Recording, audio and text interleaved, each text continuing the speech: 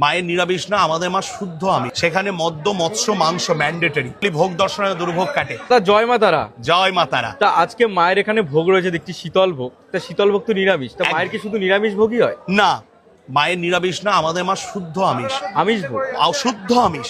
আমাদের দুপুরের যে মধ্যাহ্ন সেবা হয় সেখানে মদ্য মৎস্য মাংস ম্যান্ডেটরি। মানে মদ মাংস মায়ের সেবাই থাকবেই, অবশ্যই থাকবে।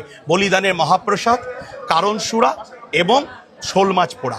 মানে এটা ছাড়া মায়ের প্রসাদ হবে ভোগ না? ভোগ ভোগ নিবেদন হবে না। তাহলে সেরকম ভোগ যদি কেউ দিতে চায় তাহলে? ওটা হচ্ছে রাজভোগ থালা। হ্যাঁ। যেটা আমাদের রাজভোগ থালা হয়, যেখানে পঞ্চরত্ন ভাজা, পোলাও, নবরত্ন, সাদা অন্ন, ভেজ ডাল, সবজি, শোল মাছ পোড়া, মাছ ভাজা, মাছের ঝাল, চাটনি, পায়েস, দই, মিষ্টি, যাবতীয় কিছু দিয়ে যে ভোগটা হয় সেই ভোগটা আমাদের রাজভোগ রূপে নিবেদিত হয়। তো সেই ভোগটা যদি কেউ তোমার সাথে যোগাযোগ করে নিতে চায় বা কেরম দর্শন করতে চায় তাহলে কি যোগাযোগ করতে পারবে? একদম। সর্ব ঊর্ধ্বে বলি ভোগ দর্শনের দুর্ভোগ কাটে।